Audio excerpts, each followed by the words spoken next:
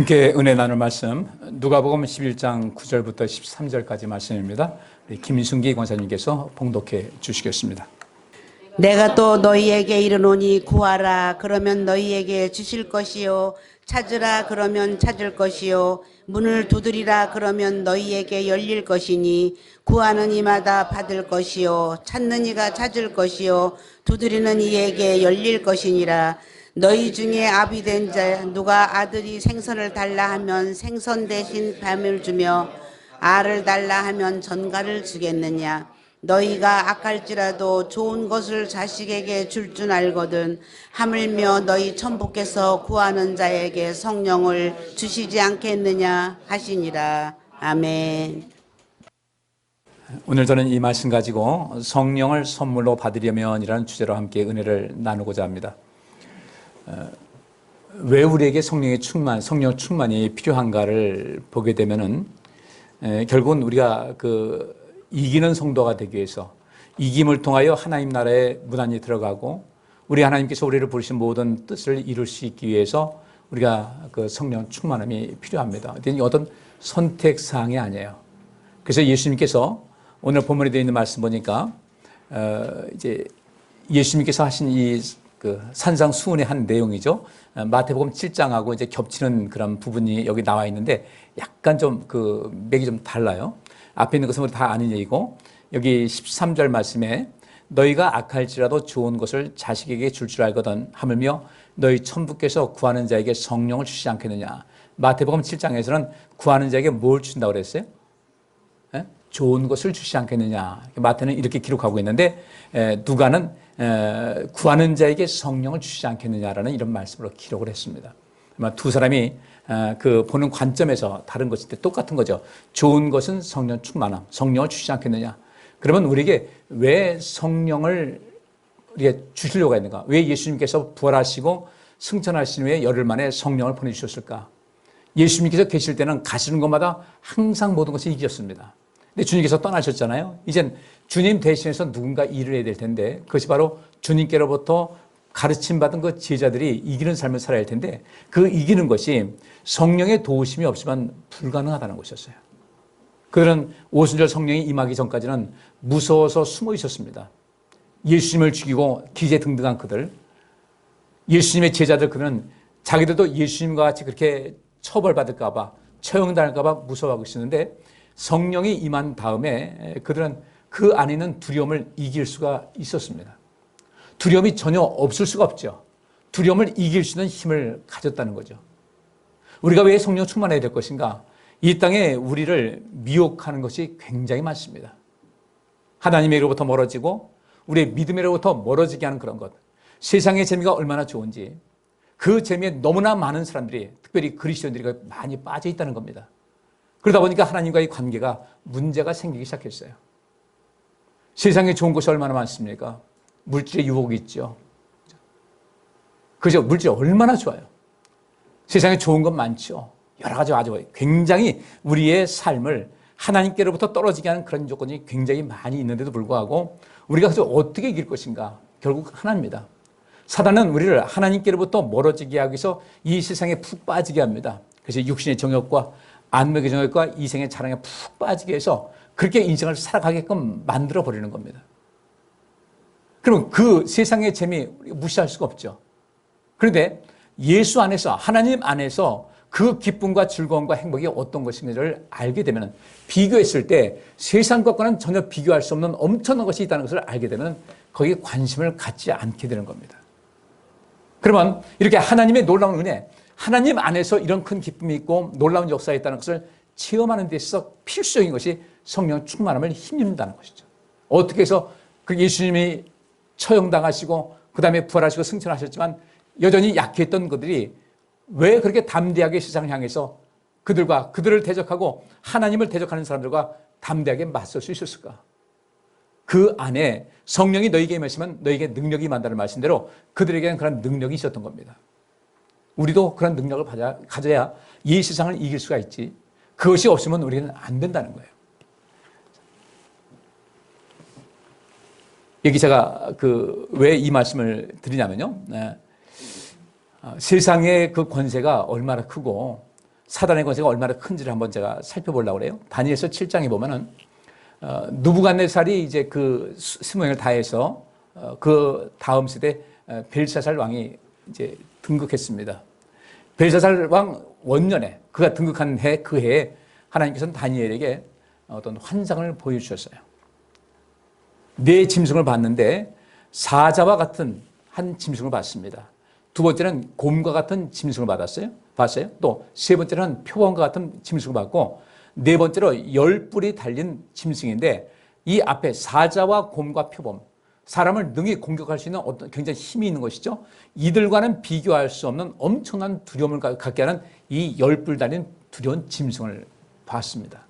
그리고 이것은 나중에 이제 우리가 해석하는 대로 사자는 그 당시 있던 그 바벨론 왕국이고 곰은 이후에 왔던 페르시아 제국, 그 다음에 표범은 헬라 왕국을 말합니다. 그리고 10뿔 들어온 짐승은 이제 로마 제국을 말합니다. 이렇게 앞으로 역사가 흐를 것을 이렇게 말씀하셨어요. 이미 이전에 하나님께서는 이 느부갓네살 왕에게 꿈을 꾸게 하고 그것을 다니엘이 해석하는 가운데 어떤 신상이 나오죠. 그래서 머리는 뭐 금으로 됐고 은으로 됐고 이렇게 쭉 나오는 것이 앞으로 시대가 흐를 것을 말씀하셨는데 요한계시록 13장에서 요한이 이와 다니엘이 본 것 같은 유사한 어떤 환상을 보게 됩니다. 이것이 사단의 권세인데 성경에서는 이렇게 말하고 있습니다. 이것을 큰 붉은 용이라고 이야기를 하고 있습니다. 큰 붉은 용이다. 큰 붉은 용은 한마디로 말하면 사단의 권세를 말하고 있습니다. 그런데 여기서는 이렇게 이 이스라엘이라는 나라가 멸망하고 나서 로마 제국이 굉장히 오래 갔잖아요. 그죠? 하여튼 십수세기를 가는 동안에 이렇게 엄청난 힘을 발휘했고 이 세상에 많은 어려움도 있었고 고통도 있었습니다. 그 피비린내 나는 전쟁도 많았고 많이 타락을 했습니다. 그런데 사도 요한이 봤던 그 큰 용이라고 하는 그 권세를 봤더니 보니까 그 모습이 사자의 입 같았다 그랬어요. 그 한 짐승이 있는데 사자의 입을 가졌어요. 입 보니까 사자의 입 같더라. 발을 보니까 곰의 발 같다. 그 다음에 또 몸 모양 보니까 빠리가 표범과 같았다. 근데 10뿔의 7머리를 가진 이 짐승을 봤어요. 어떻습니까? 같은 거예요? 다른 거예요? 같은 개념이에요. 그런데 그런 말이죠. 부분의 합은 전체와 같지 않다는 겁니다. 이 앞에 다니엘이 본 그런 모든 것은 각각의 세대가 있습니다. 이 바벨론 세대가 있었고 페르시아, 그 다음에 헬라, 그 다음에 여기 10뿔 달린 두려운 짐승 로마 제국이 이 십수세기 걸쳐서 쭉 역사해 왔는데 이것이 그 큰 용, 그 붉은 큰 용의 모습이 바로 이 넷을 합친 것 같더라는 얘기예요. 이것은 각각입니다만 이 사단은 이 넷을 합한 딱 봅니다. 그러니까 이것은 부분이었죠. 부분의 합이라고 보면 그 십수세기 동안 부분의 합이라고 한다면 이 사단은 이 전체를 전체라고 볼 수 있어요. 부분의 합이 아닌 그 하나 자체가 전체인 것이었어요. 사단의 권세가 어떻다는 것을 알 수가 있죠. 어마어마합니다. 이 사단은 악하기도 하고 거짓에 능하기도 하고 선동도 잘하고 그다음에 핵심적인 것이 사람을 죽이는 것이었어요. 2차 세계대전 때 독일과 이탈리아와 일본이 동맹을 맺었습니다. 각각 아시아에서 거의 동시에 이루어졌어요. 이 10뿔 두려운 짐승 같은 그 짐승보다 못한 인간들이 나타나가지고 온 세상을 시끄럽게 했습니다. 몇 명이 죽었는지 아세요? 역사가들은 그렇게 얘기합니다. 최소한 6,500만에서 많게는 7,500만 명이 2차 세계대전에 죽었다고 이렇게 이야기를 하고 있습니다. 그 전쟁을 벌인 사람들은 자기는 안 죽으니까 밑에 사람들 계속 들볶습니다. 그리고 선동을 합니다. 거짓을 합니다. 오키나와에 미군이 상륙할 때 20일 동안 20만 명이 죽었습니다. 미군들이 12,000명 죽었고 일본군이 6만 5천 명 죽었고 나머지 한 12만 몇천 명은 누구였어요? 민간인이었어요. 근데 미군들이 이렇게 얘기합니다. 거기 미군이 점점 이겨가지고 민간 지역에 가니까 민간인들이요 싸우는 것이 아니라 섬이니까 절벽으로 올라가더니 전부 다 뛰어내리더라는 거죠. 절벽으로 가서. 나중에 그 사람 중에 산 사람을 물어봤더니 위에서 말하기를 미군이 여기 들어오면 너희들은 저들의 놀잇감이 되고 결국은 죽는다. 더럽히지 말고 죽으라고 했다는 거예요. 미군들은 그렇게 얘기합니다. 그 민간인들이 절벽을 향해서 딸려가가지고 뛰어내리는데 그냥 쳐다보고 있을 수밖에 없다는 거죠. 막을 수도 없는 거고. 이게 사단이 하는 짓이 그렇습니다. 근데 우리 하나님은 죽이는 거예요? 살리시는 거예요? 그래서 살리기 위해서 우리 하나님께서는 그 아들을 이 땅에 보내셨어요. 하나님과 사단의 차이점입니다. 우리는 지금 이 시대에 살고 있으면서 여기 이 다니엘에 나오고 있는 이 사람들, 그래서 이 성경에서 말하고 있는 그 악한 세력, 이 사단은 누구를 이용하는 것 같아요? 예, 사람을 이용합니다. 사람을 숙주로 이용을 해서 자기의 목적을 이룹니다. 역사적으로 쭉 그래왔어요. 지금도 역시 마찬가지고. 우리나라 지금 정치상은 굉장히 복잡하죠. 이건 제가 뒤에서 가만히 보니까 이건 완전히 사단의 농락을 하는 거예요. 여기 있는 대로 다니엘서에서 나오고 있는 이 정권을 가진 사람들이 온 세상을 굉장히 시끄럽게 했어요. 근데 여기 이 사단, 여기서 이 큰 용, 사단이죠? 악한 것의 가장 우두머리인데 이 용이 사자와 곰과 표범과 열불의 일곱 머리를 가진 그 모습을 그대로 가고 있으니까 여기 있던 모든 악한 것은 이 사단이 다 갖고 있는 거예요. 아주 어떤 때는 굉장히 따뜻한 모습으로 다가섭니다. 어떤 때는 두려움을 줍니다. 공포를 줍니다. 어떤 때는 거짓말을 후려칩니다. 그래서 성경이 그랬잖아요. 사단은 처음부터 거짓말장이고 그들이 하는 짓이 무엇인가? 살인자라는 거예요. 살인자. 우리가 어떻게 살 것인가? 우리 신앙생활 잘 하셔야 돼요. 그래서 이 가운데서 모든 것을 이길 수 있는 힘은 성령 받는 것 아니면 방법이 없다는 겁니다. 성령 받지 않으면요, 다 넘어갈 수밖에 없어요. 그들의 거짓이 굉장히 기가 막힙니다. 거짓이요. 들어보면 진짜 같은 거예요. 진짜 같은 거예요. 근데 제가 볼 땐 어떤 때는 야, 저 사람이 연극성 성격 장애가 있구나. 그렇게 제가 생각이 들어요. 자, 성령을 받으려면 기도해야 한다. 뭐죠? 마가복음 11장 20절부터 25절 같이 읽습니다. 저희가 아침에 지나갈 때에 무화과 나무가 뿌리로부터 마른 것을 보고 베드로가 생각이 나서 여짜오되 랍비여 보소서 저주하신 무화과 나무가 말랐나이다. 예수께서 대답하여 저희에게 이르시되 하나님을 믿으라. 내가 진실로 너희에게 이르노니 누구든지 이 산도로 들리어 바다에 던지우라 하며 그 말하는 것이 이룰 줄 믿고 마음에 의심치 아니하면 그대로 되리라. 그러므로 내가 너희에게 말하노니 무엇이든지 기도하고 구하는 것은 받은 줄로 믿으라. 그리하면 너희에게 그대로 되리라. 서서 기도할 때에 아무에게나 혐의가 있거든 용서하라. 그리하여야 하늘에 계신 너희 아버지도 너희 허물을 사하여 주시리라 하셨더라. 아멘. 앞에 있는 말씀은 며칠 전에 말씀 봤기 때문에 여기 24절 말씀 보겠습니다. 그러므로 내가 너희에게 말하노니 무엇이든지 기도하고 구하는 것은 받은 줄을 믿으라. 예수님께서는 이런 기적을 행하셨어요. 무화과 나무를 예수님께서 저주하셨습니다. 잎만 무성하고 잎이 젖어도 무성하면은 열매가 있어야 될 텐데 열매는 없고 잎이 무성하니까 예수님께서 저주하셨어요. 근데 그 다음날 보니까 나무가 말라버렸어요. 베드로가 어떻게 이런 일이 있습니까? 했더니 예수님께서 이 산더러 들려 바다에 던지라 하며 그 말하는 것이 이룰 줄 믿고 마음에 의심치 않으면 그대로 될 것이다 라고 말씀하시면서 무엇이든지 기도하고 구하는 것은 받은 줄로 믿으라. 그리하면 너에게 그대로 될 것이다 라고 말씀하셨어요. 그러면 앞에도 그랬지 않습니까? 구하라. 그러면 구하면 아버지께서 너에게 성령을 주실 것이다. 결국은 기도해야 된다는 얘기거든요. 근데 우리가 보십시다. 기도하고 구하는 것은 받은 줄로 믿으라. 기도하는 것하고 구하는 것은 별개로 놨어요. 지난주에도 말씀드린 대로 그 강원영 목사님이라는 분이 우리 한국교회 원로입니다. 한국교회 성도들이 기도하는 것을 보면 마치 무당이 굿하는 것 같더라. 이런 이야기를 했어요. 기도하는 내용을 가만히 보게 되면 전부 다 이 땅의 육신의 필요를 위해서 내 자손이 잘 되는 거. 근데 육신의 어떤 필요를 위해서 예수님께서 분명히 너희 육신은 귀하니까 하나님께서 입히실 것이다. 너희 육신은 귀하니까 먹이실 것이다. 거기에 관심 갖지 말고 하나님 나라와 하나님의 의를 위해서 힘쓰면 인생을 살아가라. 그러면 그 너에게 그렇게 바라는 건 내가 다 채워줄 테니까 그렇게 하라고 했는데 여전히 사람들은 기도하지는 않고 매일 구하기만 하고 있어요. 이것이 우리 삶 속에 가장 중요한 겁니다. 가장 문제점인 거예요. 왜 성령 받지 못할까? 다른 것이 아니에요. 기도하지 않아서 그렇습니다. 그럼 기도는 무엇이겠습니까? 네? 여기 11장 1절부터 4절 같이 봐요.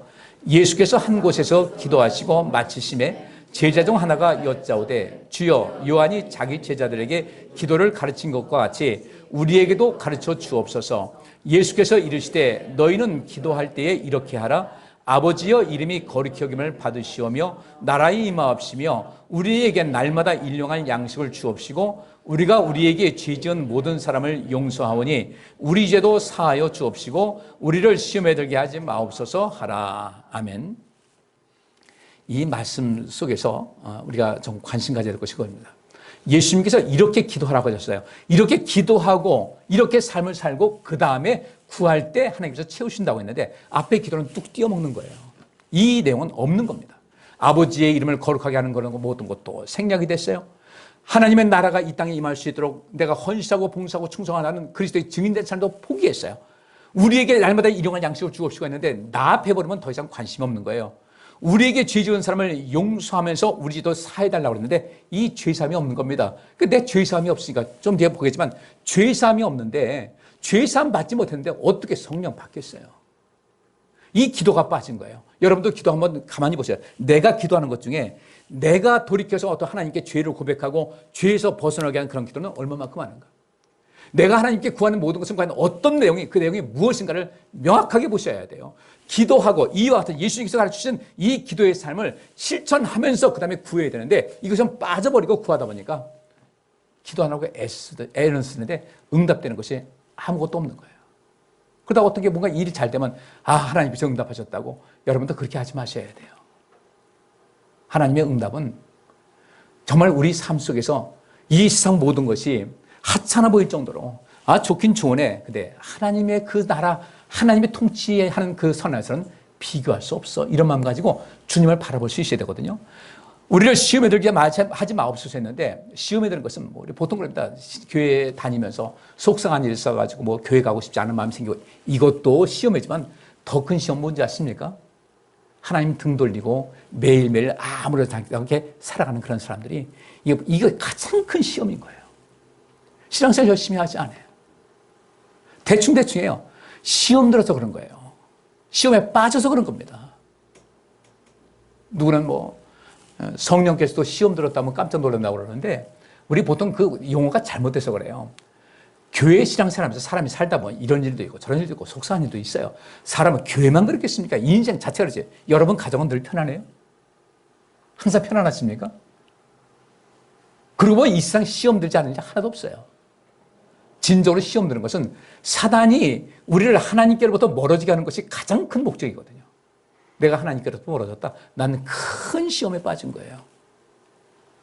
이것을 기도하라고 하신 겁니다. 근데 이런 기도는 빠지고 이런 생활은 없이 하나님께 구하기만 하는 거예요. 이것 주세요. 저것 주세요. 잘 되게 해주세요. 돈 많이 벌게 해주세요. 건강하게 해주세요. 우리에게 필요한 것은 아십니다. 근데 먼저 우리가 구해야 될 것은 무엇인지를 아셔야 돼요. 기도하는 여러분들 되시기를 주 이름으로 축복합니다. 여러분 개인의 문제를 위해서 기도하는 것 몇 분 하니까 바닥나던가요? 그것도 매일매일 한다면 어떤 데는 매일매일 하는 것이 치료하기도 해요. 여러분 개인을 위해서 자신을 위해서 내 자녀를 위해서 기도하는 것은 5분 10분이면 끝나요. 그 다음에는 기도할 것이 없는 거예요. 그럼 그 다음에 어떤 기도를 해야 되겠습니까? 이 기도를 해야 되는 거예요. 이것이 그렇게 구하는 것이지만 먼저 다음에 이런 기도를 하셔야 돼요. 내가 아버지의 이름을 거룩하게 하기 위해서 내가 무엇을 해야 될 것인가? 하나님 나라를 이 생명사역을 이루기 위해서 내가 무엇을 해야 될 것인가? 하나님의 이 의를 이루기 위해서 내가 무엇을 해야 될 것인가? 우리에게 나뿐이 아닌 우리에게 날마다 일용할 양식을 주옵시고 할 때 내가 주님께로부터 쓰임받을 것은 무엇인가? 내가 용서하지 못하는 사람은 누구일까? 어떻게 용서가 될까? 내가 혹시라도 시험 들어가지고 사단이 원하는 대로 하나님 멀리 하고 내가 세상이지만 푹 빠져가지고 재미에 빠져가지고 살고 있다 할 때 난 지금 시험 들어있는 것인데 이건 좀 쉽게 고치지 않는 그런 시험인데 어떻게 하면 좋지? 하나님 나 어떻게 해야 됩니까? 하나님께 간절히 통우해서 하나님과의 관계 그리고 이웃사랑의 실천 이 모든 것이 가장 중요한 것인데 나 자신만 위해서 구하는 것 그것만 쌓여있으니까 응답도 안 되죠. 성령 충만도 못 받죠. 이 기도가 우선될 때 성령 충만을 위해서 구할 때 그 기도가 응답이 된다는 겁니다. 사도행전 2장 37절부터 42절 두 번째인데 성령을 받으려면 회개해야 된다. 같이 읽습니다. 저희가 이 말을 듣고 마음에 찔려 베드로와 다른 사도들에게 물어 가로되 형제들아 우리가 어찌할꼬 하거늘 베드로가 가로되 너희가 회개하여 각각 예수 그리스도의 이름으로 세례를 받고 죄 사함을 얻으라. 그리하면 성령을 선물로 받으리니 이 약속은 너희와 너희 자녀와 모든 먼 사람 곧 주 우리 하나님이 얼마든지 부르시는 자들에게 하신 것이라 하고 또 여러 말로 확증하며 권하여 가로되 너희가 이 패역한 세대에서 구원을 받으라 하니 그 말을 받는 사람들은 세례를 받음에 이 날에 제자의 수가 3천이나 더하더라. 저희가 사도의 가르침을 받아 서로 교제하며 떡을 떼며 기도하기를 전혀 힘쓰니라. 아멘. 베드로가 성령 받고 놀라운 모습을 제자들이 갖게 됐습니다. 그 사람들이 깜짝 놀랐어요.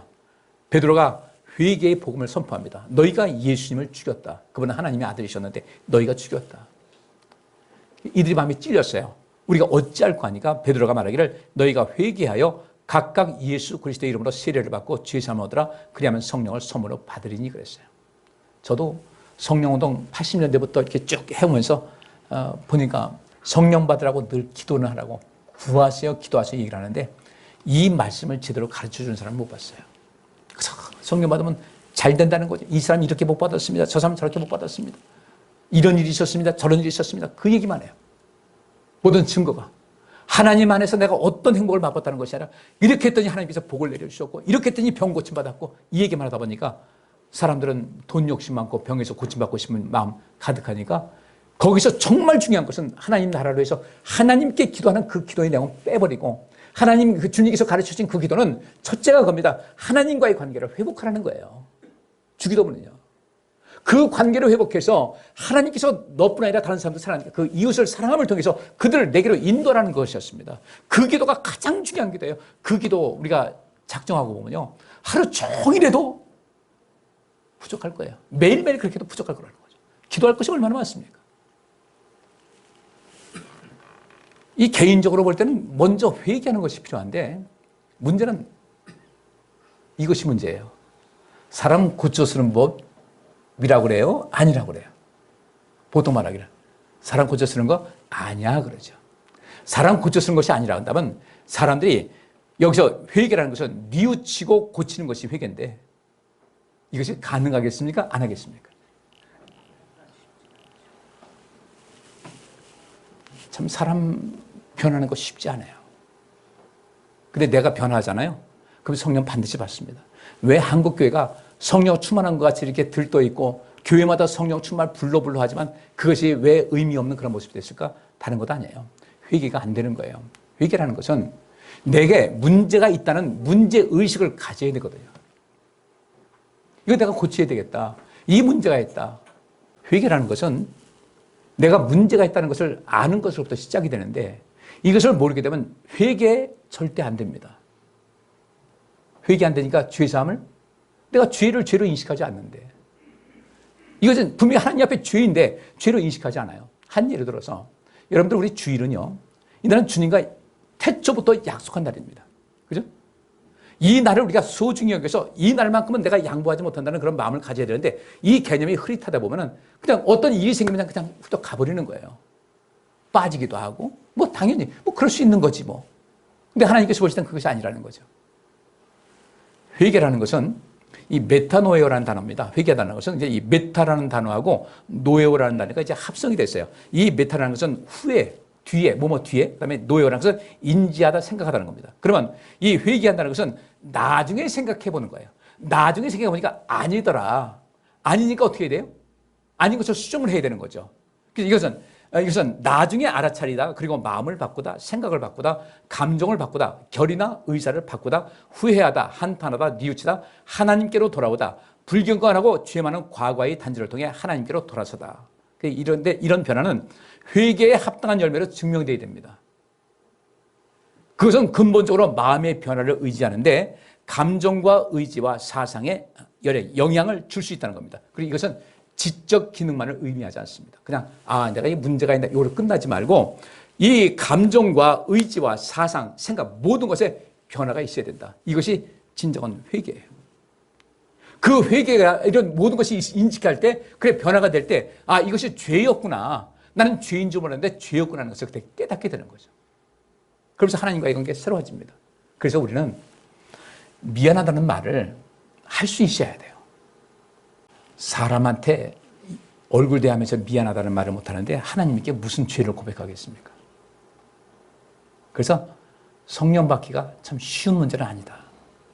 왜냐하면 회개가 안 되기 때문에. 내게 문제가 있다는 것을 인식하지 못하면 그것은 절대 개선이 안 되거든요.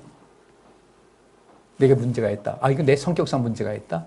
내 일상생활 속에 문제가 있다. 내 생각이 잘못됐거나 내가 잘못 알고 있었는데 이것을 알 때에 그다음부터 이것을 그러면 어떻게 고쳐야 되지 하는데 대부분 이런 것을 잊고 살아간다는 겁니다. 그러다 보니까 개선이 안 되니까 성령께서 순결한 영인 성령께서 임하실 수가 없는데 이 땅에는 성령 충만 받았다는 사람들이 얼마나 많은지 하는 거 보면 엉망진창인데 성령 받은 사람은 오로지 이것은 하나님의 은혜였습니다.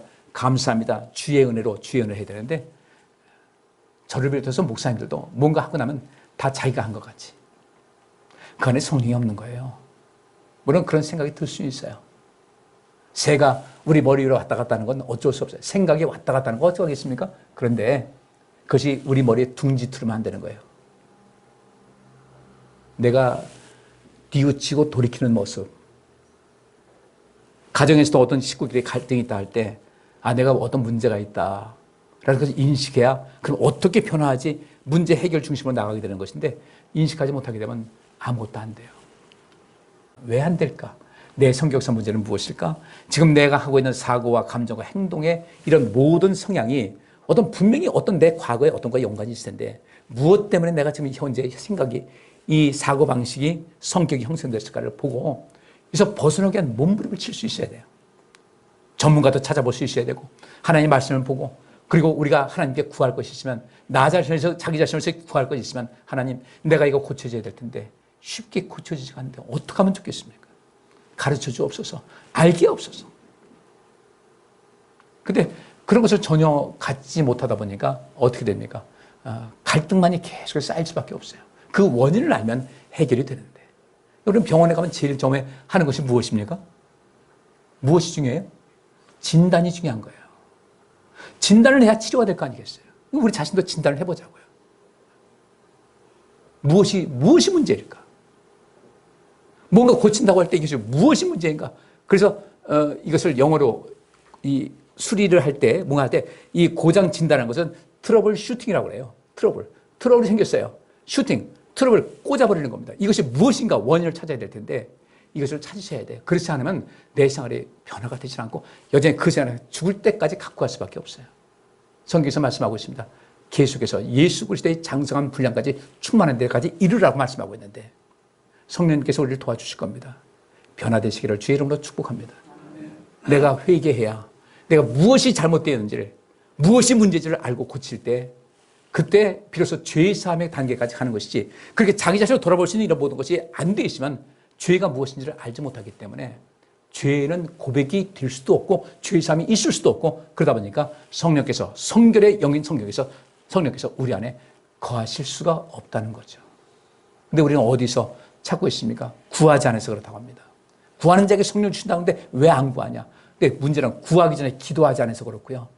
기도하는 그 가운데서도 내 생각이 변화가 되지 않다 보니까 내게 문제가 있을 것을 빨리 인식을 하고 이것을 원인 규명을 하고 해결책을 찾아야 할 텐데 하지 못하다 보니까 처음부터 잘못되니까 처음부터 단추가 잘못 꽂혔으니까 성령 충만은 기대할 수가 없다는 거죠.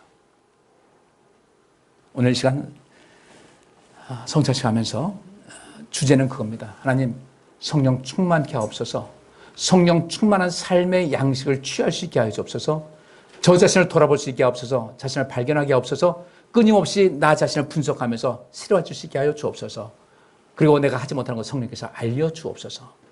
간절히 기도하시는 가운데 오늘 이 성찬 예식에서 하나님의 귀한 은혜가 임할 수 있기를 간절히 바랍니다. 기도합니다. 하나님 성령 충만해야 사단의 계략에서 우리가 벗어날 수가 있고 사단의 계략을 무너뜨릴 수가 있고 우리가 주 안에서 이기는 삶을 살아갈 수 있는데 저희들 성령 충만이 너무도 절실합니다. 그런데 이 모든 것이 성령께서 임하시는 성령께서 선물로 우리에게 임하신다고 했는데 그 조건을 갖추지 못한 적이 많이 있었음을 고백합니다. 주님 이 시간 성찬 예식 속에서 주님 성령께서 임재하여 주셔서 우리에게 깨달음을 더하여 주옵시고 알게 하여 주옵시고 변화될 수 있도록 성령께서 친히 역사하여 주옵소서. 성령의 가르치심에 우리가 응답하고 반응할 수 있도록 저희 그렇게 반응하겠사오니 주여 함께하여 주옵소서. 예수 그리스도 이름으로 기도하옵나이다. 아멘.